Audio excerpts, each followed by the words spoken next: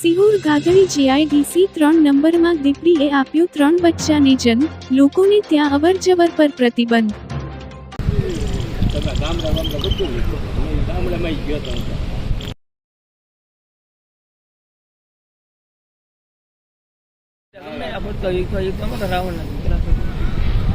આપણે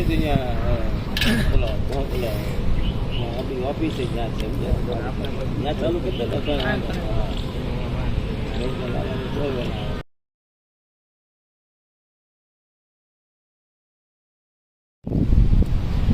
આ યોજના જે મણિપુરી વડાવટી કરી કે ત્યાં જવાના પણ મોબાઈલ